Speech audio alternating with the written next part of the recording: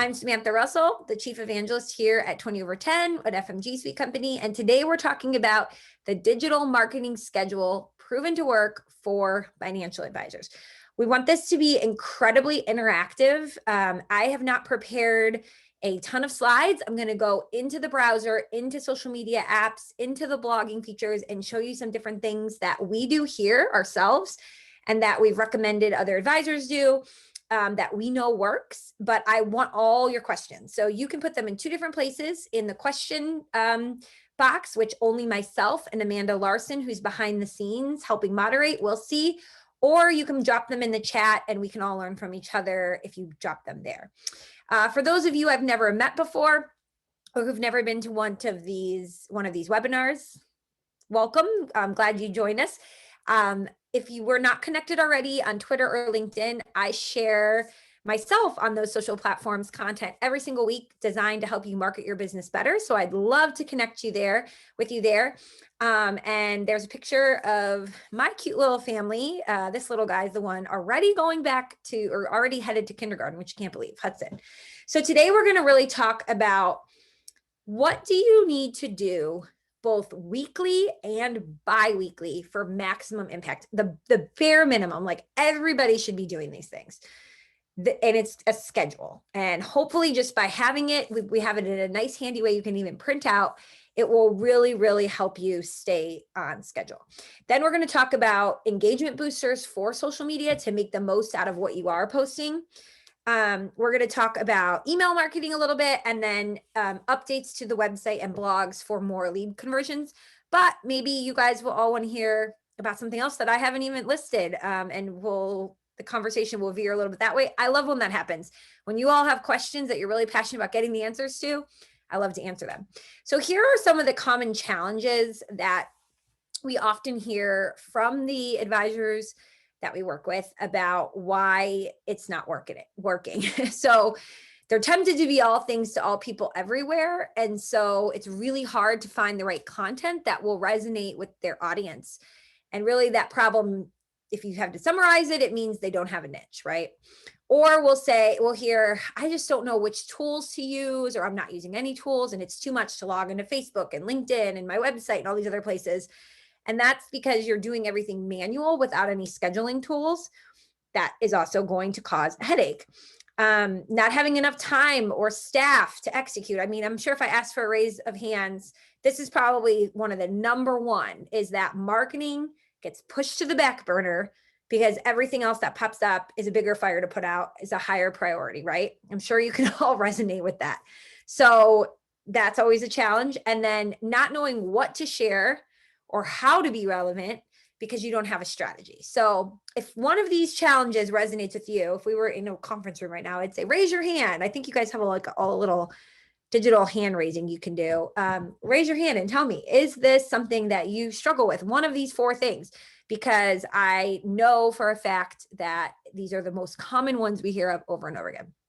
Okay, so this is your printable guide that we are going to go through today.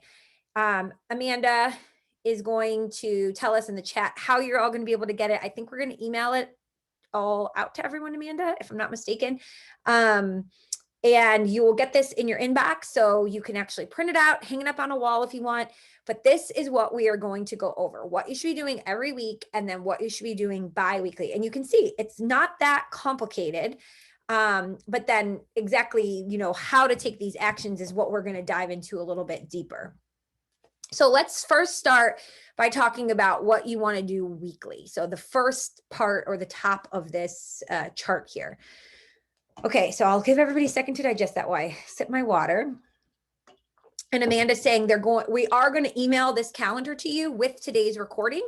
Or if you're really eager and you want to grab it right now and tweet out or post to LinkedIn or Facebook about how valuable this webinar is and look at this great resource, you can grab it right there. So there you go. Okay, so every week, the number one thing you want to start the week by doing is sourcing new content to share via social media and email. So if you're using 20 over 10 for your website, we have an amazing content library there, which I will show you again in a second. And I'll show you how you could source content from there But this is also something like you could be bookmarking an article you read in the Wall Street Journal or the New York Times. You can bookmark something that you saw a friend post, right? You want to just be constantly pulling all that content together. What I do is as I'm going about my day, I'm sure like many of you, every day I'm reading the news. I have different publications I read. I have a little app on my phone called Evernote. It's also on my desktop. And I just copy and paste the links to anything that I found that's relevant to my audience that I want to share. And then when I go to plan my content postings for the week, I reference that and I have like, 3, 4, 5 articles all in one place. So it's really, really easy to do. So you're going to source your content. Then every week, you are going to choose 2 platforms that you want to prioritize. So no, you do not need to post to Instagram, Facebook, LinkedIn, and Twitter. If you see here on the bottom, not all businesses need to be on all social platforms. So you're going to choose 2. So maybe for you, it's Facebook and LinkedIn. It tells you how often you need to post per day or per week for the platform that you are choosing. Does that make sense to everyone? So if you're choosing Instagram, you want to post at least once a day, but then you also need to be adding to stories at least 3 times per week, which is we all know what stories are, I think, but they're the circles at the top of the app that just keep going and going and going. Like they can be video or static images. If you're on Facebook, you want to post once a day, LinkedIn once a day, Twitter. Oh, there's an error here. That should say up to 10 times per day. So again, depending on which platform that you choose. Now, this piece right here, if I had a magic wand, I would circle it and make it bright yellow to highlight leave 5 comments per day on other people's posts. If you've been to a presentation that I've given before on social media, I'm sure you've heard me say this.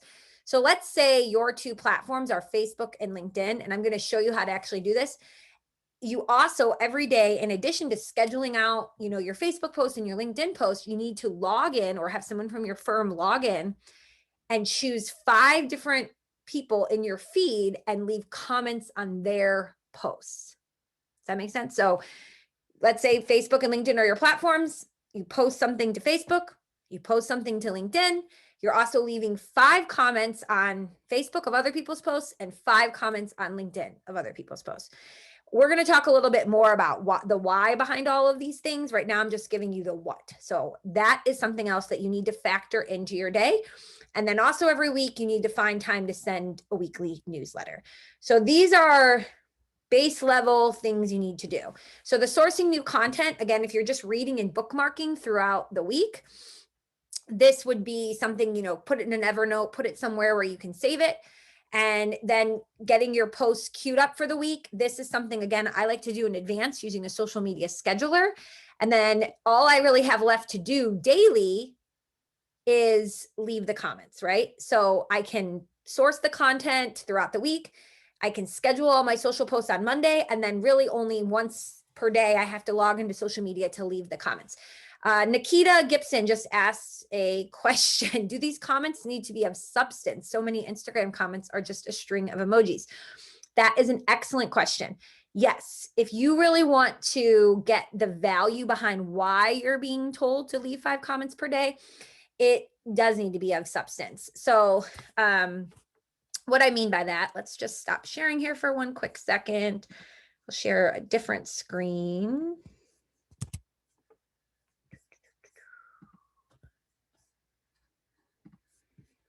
Okay. Let me make sure everybody, can you all see my LinkedIn page right now? Let's just make sure that everybody can see it. That should be what you are seeing on your screen. So let's say I want to choose, oh, thank you, Kelly. She said yes. Let's say I want to choose something to comment on. Instead of just coming here and leaving, a bunch of emojis, that is not going to do anything of substance. If I want Adam here to reciprocate and say something that's going to be beneficial on my post in the future. And that's the whole reason we're doing this, is because comments are really currency on social media, and reciprocity is a huge part of why people will leave comments on other people's posts.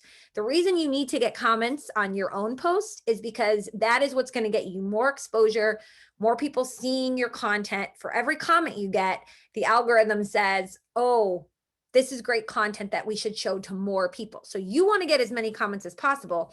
And to do that, you need to leave comments on other people's content. So instead, something like, this was a fantastic event. I learned so much, and the lineup of speakers is unlike anything else you can find anywhere. My biggest takeaway today was whatever. So let's say I attend this event.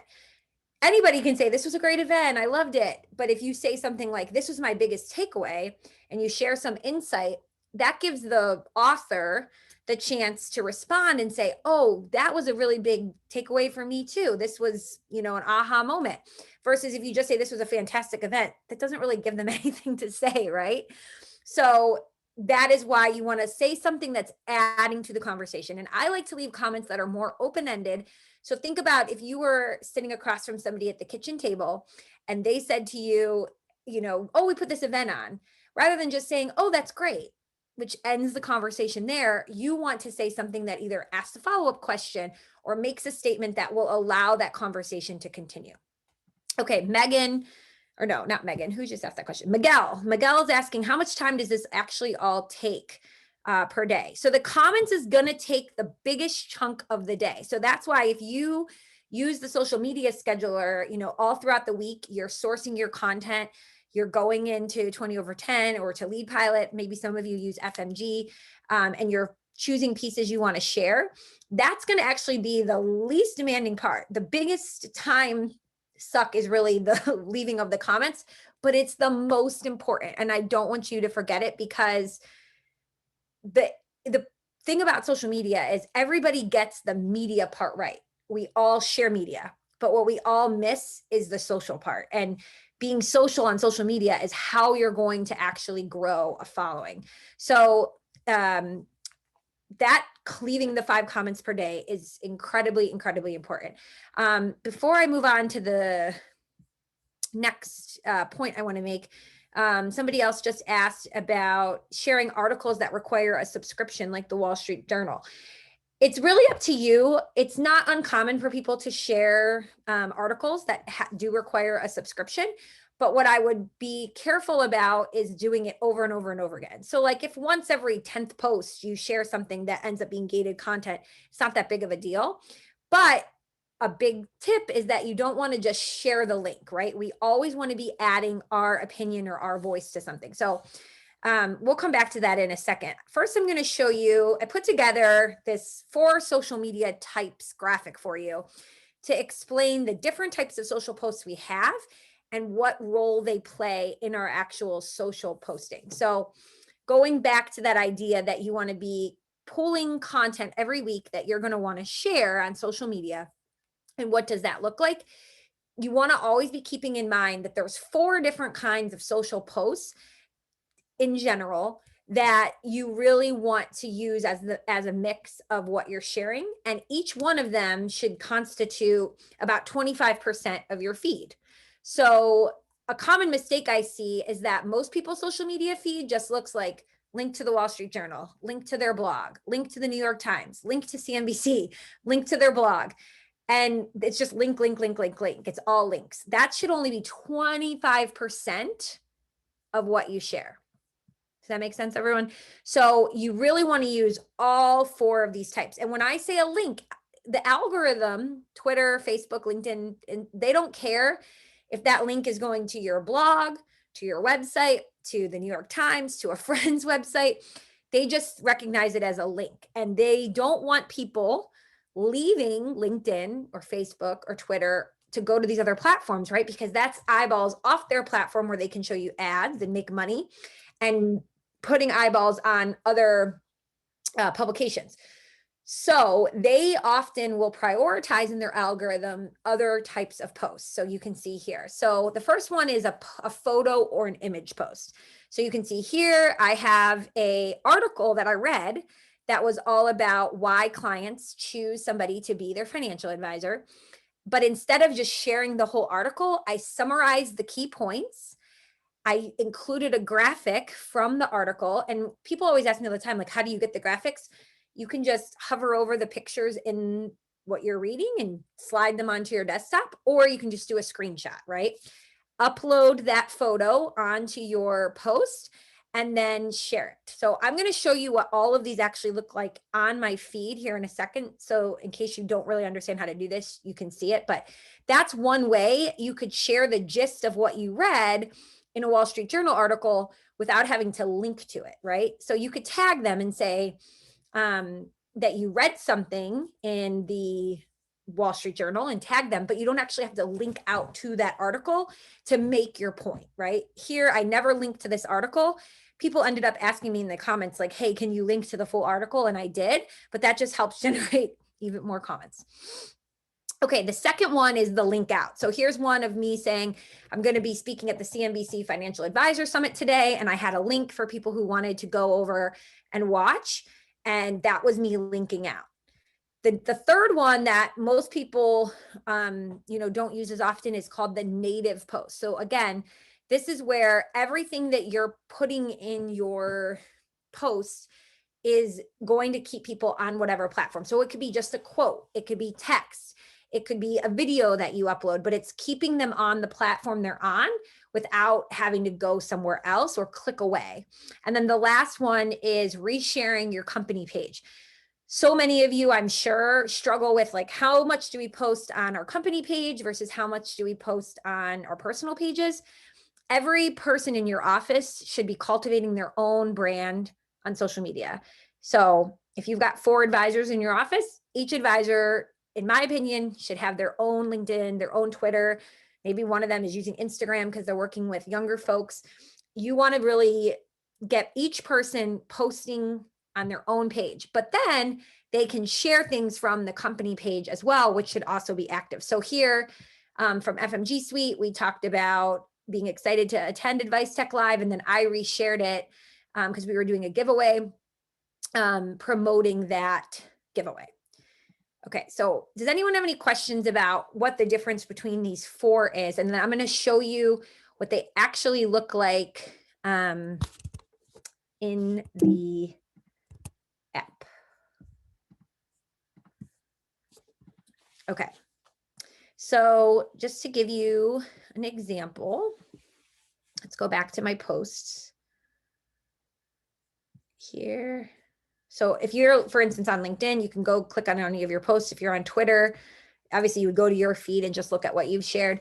So here is one where, I took a screenshot that somebody had sent me, how they got a $10 million new client just from Google search.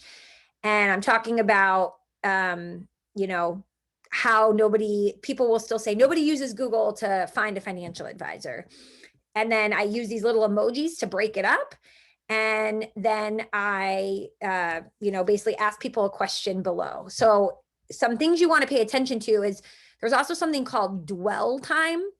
And dwell time means like how long are they spending reading your actual post?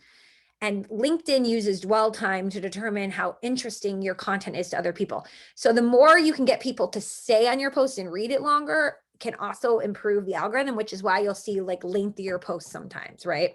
So you can see in this one, it's got an image and it has a link. So I did link out with this one, but I used an image to make it more captivating and interesting for the people who are reading it. So that would count as a link out to the algorithm, right? Whereas, let me go find, there's the company share page. So I shared it, but instead of just sharing the post from the company, I also tagged all the other companies that are going to be at this event to get a lot more eyeballs on that post. For this one, this is one where it's just a photo. There's no link to it at all. So there is the copy, the text. Do you struggle with this? I tagged another company in it. We got some hashtags, but it's just a photo itself, right? Versus this is the one I had in that example. It's a report. How do you choose a financial advisor? I'm giving you both the actual graphic with the results they found, as well as some of my takeaways, like only 4% of millennials choose that they need to have somebody who comes from a referral. So I'm kind of giving you like, this is my takeaway. This is the part that for most of you is usually missing from your social media. Whenever an advisor comes to me and says, can you help me, look at my social and tell me what I'm doing right and wrong. The number one thing that I see is that people just link out to CNBC and it'll say the title of the article and like, that's it. They don't actually give their take on what it is they're sharing. And that is the missing piece that's so important. And it does take a little bit of time, right? So here's an article and a video I recorded for wealthmanagement.com. I'm linking out to it. I still give people the general takeaway of what it is that they're going to find and read about. And I tag other people in the post. So these are all crucial things to getting more of that social media engagement. Again, just a quick plug. If we're not already connected on LinkedIn, connect with me. You'll see all these coming up in your feed. It'll help you, understand it a little bit more. Okay. I think one of the things that I'm seeing in the questions people are confused about is the difference between a native post and a photo image post.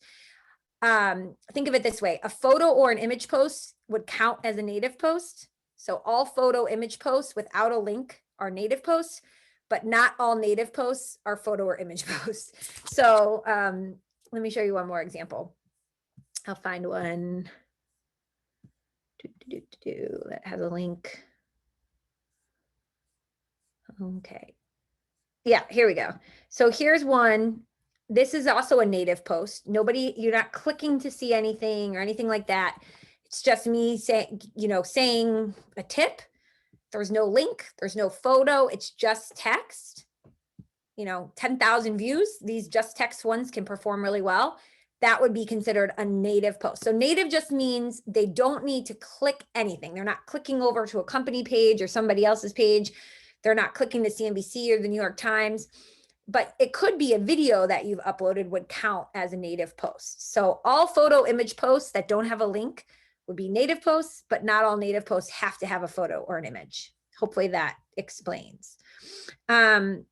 Somebody asked a great question. How often should you post on your company page, and do these same rules of 4 apply for the company page? You don't actually usually need to post on your company page as often as your personal page, but yes, you still want that mixture. So let me just take you over to the 20 over 10 page real quick and show you some examples. So you can see here, we have one that's like a meet the team post.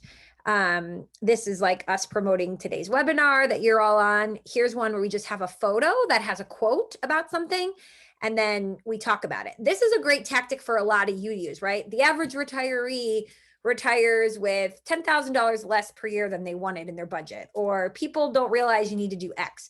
You can easily do these kind of quote posts where you're just making a statement, and then you can repurpose that same imagery on other platforms. That's really, really easy to do. And it would be considered a native post, if that makes sense. Here's one where the company page is resharing something that I shared, right? So you can also do that. You can have, if you're getting a lot of traction on one of your individual advisors or team members' posts, you can have the company page reshare that as well. So I'm showing all of this in LinkedIn because I think that's the platform that's by far, in a way, the most used. But I can also show examples from other platforms as well. But while I'm waiting to see what other questions people have, I can dive into the bi-weekly, what we should do bi-weekly. But keep the questions coming. And somebody did ask, should you post these like the same thing across all platforms at the same time? Heck no. If you go, so I just showed you like everything that was in that feed. If you were to go to my Twitter feed and click on it, it is completely different, right? So like this was not in my LinkedIn feed. This was not in my LinkedIn feed.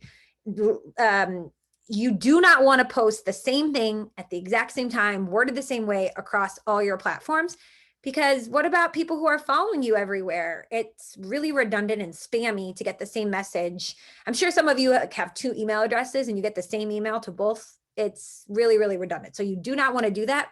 Instead, what you want to do is sort of, you can share the same content, but change it up. So maybe you post one thing on Monday at 9 a.m. on LinkedIn.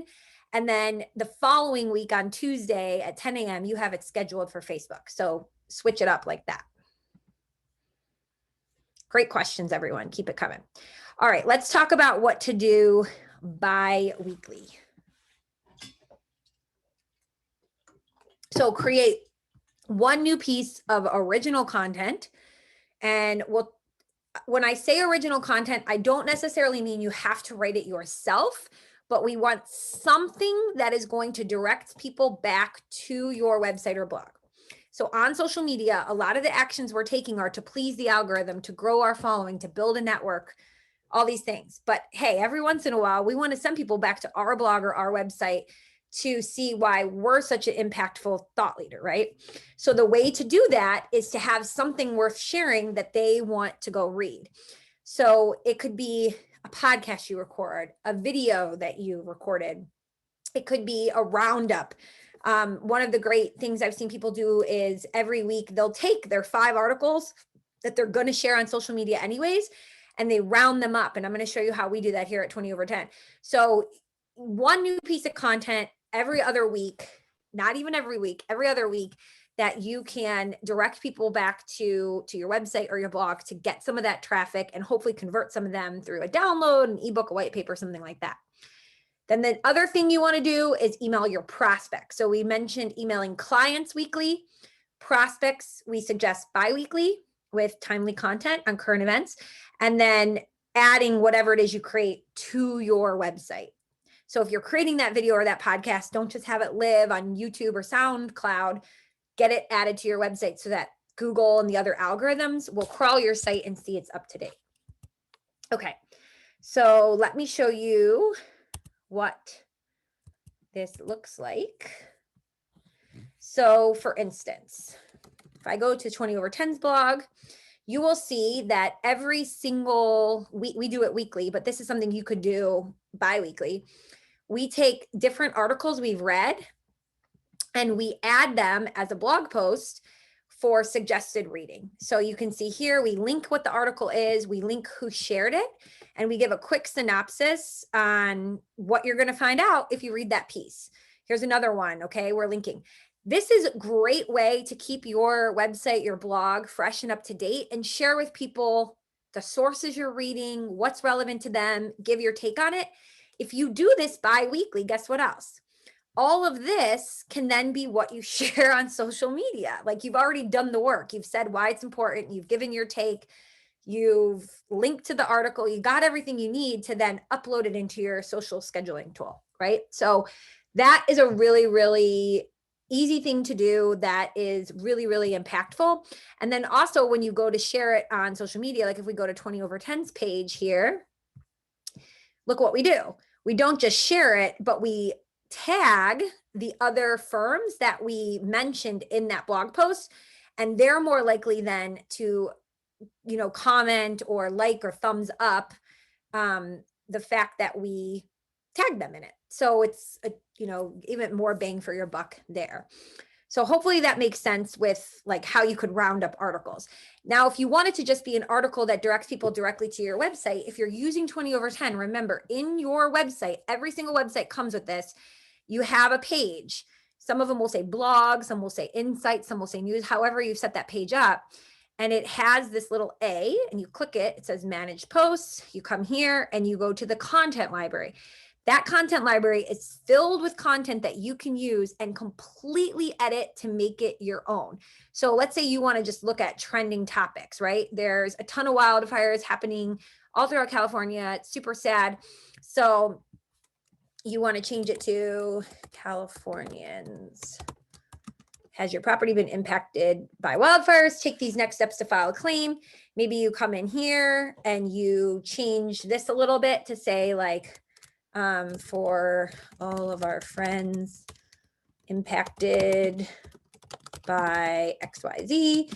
Maybe you like link to article from NPR, right? So you just come in, you add like a hyperlink. You can doctor it up or you can leave it as you want. Then you're going to create that post. If it needs to go off to compliance for approval first, it will. But then once you're done, now you can link to this and add it to your queue, right? So you have the whole thing ready to go and you can link to it in your social scheduler. So now in your feed, when people are, scrolling through, and of course, they're going to see everything else you've shared. They're also going to see a link to something that is, something that you have created that they're going to click on, and it's going to take them to your blog or your website. So you want to do that at least every other week. I'm trying to monitor the questions and the content here at the same time. So forgive me. I just want to see if there's any other questions people had that I didn't. Okay. So I know I'm simplifying this a lot. And I think a couple of the questions people have asked about was just, I'm not a marketer is what people are basically saying in some of the questions. And this feels really overwhelming to get on this type of schedule. So I'm trying to simplify it all down because we have a very short window of time to go over all of this with you. This is also why we offer so much educational content. We have our YouTube channel that breaks these things down into much more precise detail. So if you're wondering, about that one piece of content or about the commenting 5 times a day, you can head over to just our, YouTube channel and search for just one. Don't want to make cold calls. Sorry. If you're not subscribed to our YouTube channel, definitely check it out. You can search for just one particular topic that you want and learn about that one thing. So if you're like wondering more about the commenting strategy, how do I, let me just make sure I'm searching just our page here. So if you're wondering just about the commenting strategy, you can come in here and search how to do those different things, and you will get a lot more information about that one part of the strategy that I'll go into in more detail. I know it's a little bit hard to do it all in a 1-hour webinar, so I apologize if it feels overwhelming. We also do have marketing coaches here that can help you. So, you're not on your own. If you want to work with us, that's obviously an option as well. And we would love the opportunity to work with you more closely. This is really meant to give you the overall schedule that does work consistently. Okay. Let me just go back to the content library here. So again, if you are adding content to the content library, you definitely are going to just have to keep in mind that because you're adding it to your website, it's going to need to go through that compliance approval process first. So once you've got it all added, you'll come here to this publish your site button and then send for review. If it's already connected to your broker dealer, they will get the notification that you've added a new blog, a new podcast, a new video, whatever it is you've added. And then once they've approved it, you'll be good to go. So make sure you factor that into your time. Okay. I'm just looking through more of the questions here. Keep the questions coming. These are all really great. And I think, we want to answer as many of them as we can. Okay. So I see some questions about podcasting and like what that looks like. So I'm just going to open up something that Amanda shared in the chat. If you do have a podcast and you're, wondering what does it look like what's the best way to promote it? There's a lot of different ways you can do it. One of the ones that seems to work really well is to have like a moving image that goes along with it. And what I mean by that is, let me show you. If you're not following Emily, she's amazing in all things podcasting and things like that. And what she will share is these little snippets from her podcast where it's an image, it shows what the podcast is called, and then it's like a moving image that shows you that it's actually a podcast. That is one of the best ways to share a podcast on social media, because you can tell it's a podcast when you look at it, right? So that is something that I highly, highly suggest if you're sharing podcasts on social media. The other thing is, when you are sharing your podcast on your website, you can easily embed things from SoundCloud or Podbean. Just find some sort of service that you want to enter it in. And yes, you can repurpose your podcast in other ways. So you can take your podcast and turn it into a blog post, and take your blog posts and turn them into podcasts. Repurposing content's a great way to stay on schedule. What's another question we have here? I'm going through the questions because I think the other things about emailing prospects and adding content to your website are pretty self-explanatory. So I want to make sure I get as many of your questions answered as well. Somebody asked about how much time this takes per day, and if using a social media scheduler will hurt your ranking on the social sites. No, it will not. So you can't schedule the comments, right? That part you absolutely need to do every day. But using a social media scheduler to queue up your social posts is perfectly fine. I don't know how people live without one. I could not contribute to LinkedIn and Twitter and YouTube and everything every day without one. Oh, that was one thing I wanted to show you. When you're planning it all out, of course, you can use a social media scheduling tool. We also, if you have multiple people on your team working together, when we actually come up with the ideas before we've made them. So yeah, it's nice to have a scheduling tool once you've got the content to upload. But while you're just planning, it's really, really nice to have a visual to look at. So we just use Google Calendar, and everyone on our team who's responsible or is involved has access to the calendar, and we can see what blog posts are coming up and who needs to take care of them, all that good stuff. So if you have multiple people on your team writing or creating, that is a really good thing to do. Here's what it, would look like at a monthly glance. So you can see, if you click on it, it's going to show you who's responsible, what the name of the post is, and then more instructions. We use Airtable to share even more. So until you have the thing to actually schedule while you're working on some of the other content, this is a great way to plan with your team. And yours isn't going to be as robust as ours. We're a marketing company, so of course we have a really full editorial calendar, but you get the idea, hopefully, of what that could look like. Okay. Somebody asked about professional versus personal profiles. I think I already mentioned this, but yes, you want to have both, and you want to have everybody on your team having their own pages and then sharing from the company page pretty regularly as well. So you can see here, this is Wealth Voice is Emily's company. She's resharing something from that company page. So that would be the best way to do it. So that way you're getting people exposure across both. Some people are asking about what does it look like to actually add in a video or a podcast to your website or your blog. So this is what we mean when we say that. So here's an example, a blog post we just added to our Lead Pilot blog. And you can see that we have the conversation, and then we've actually embedded the video from YouTube. So if I click on this, it's going to play directly from YouTube. I can make it bigger and watch it here on YouTube, but I actually also have a description of what was talked about. So the reason that you do this is this helps your website or your blog get better SEO rankings, makes it interesting to read for people. It's something people can source back to.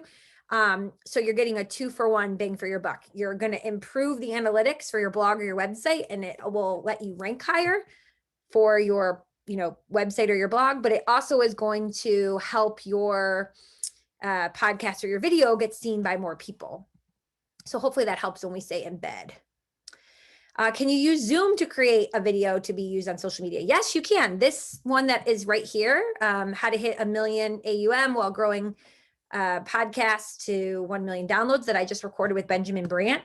The quality is obviously going to be a little bit different. So if I kind of like go forward, you can see it's not as crisp and clean as some of the other videos, but don't let not having the right equipment prevent you from getting started. I always say that.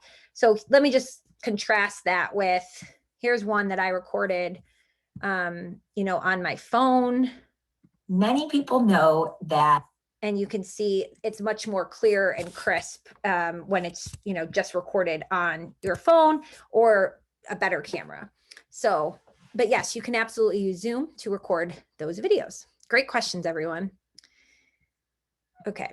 We have a lot of questions still coming in. We only have a couple more minutes. So if you haven't got your question answered, please let us know. A couple questions about Instagram.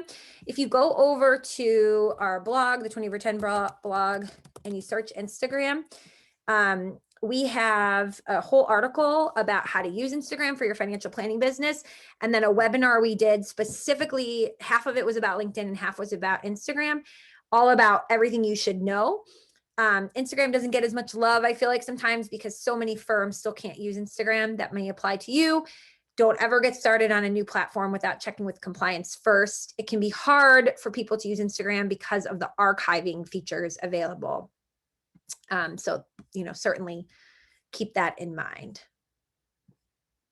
Okay, I just want to show you, if you do want to learn more about how to work with us, if this is overwhelming, I apologize, but if you go to 20over10.com, we not only have obviously our website product and our content and all that. Lead Pilot is our tool that we have that has a social media scheduler, that has content built in. If you're using, FMG Suite, which has acquired 20 over 10, they have a social media scheduling tool. There are so many different tools you can use. Certainly we think the tools we've built are, going to be the best, but we, at the end of the day, just want you to use the tools that are going to let you get the job done. And if you want to work with our team to make that happen, certainly please reach out. So we've added just a couple in here that are really popular with advisory firms. Just getting on a schedule is the most important thing.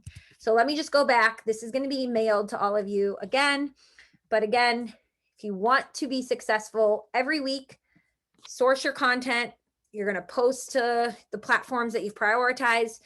Leaving those 5 comments every day is really the make or break thing that makes a huge difference.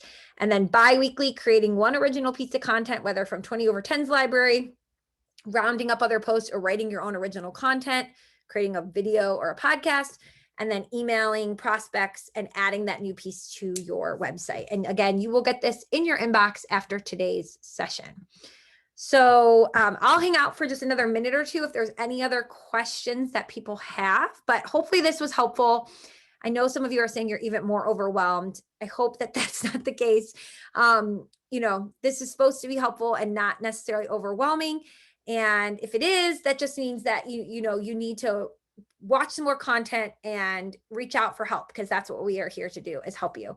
So I do think if you're working for a firm and they want you to get more bang for your buck for social media, but they're not giving you the dollars to put behind it, an interesting stat you can share with all of them is that the average financial planning firm is only spending 1% of revenue on marketing. And in other industries, it's like 25%. The highest growth firms are spending about 10%. So it's okay to have someone outside your firm be working with your team full-time for marketing. These tools are all great. And, I say this all the time about all the tools we have. We can help you automate a lot. We can give you the content, but there's certain things we just can't automate for you that someone on your team will have to do if you want to be successful. So hopefully those numbers will help convince the right people who need to hear it. Again, thank you all so much for spending your afternoon with us, and have a happy back to school season, happy fall, and we'll see you all on the next one.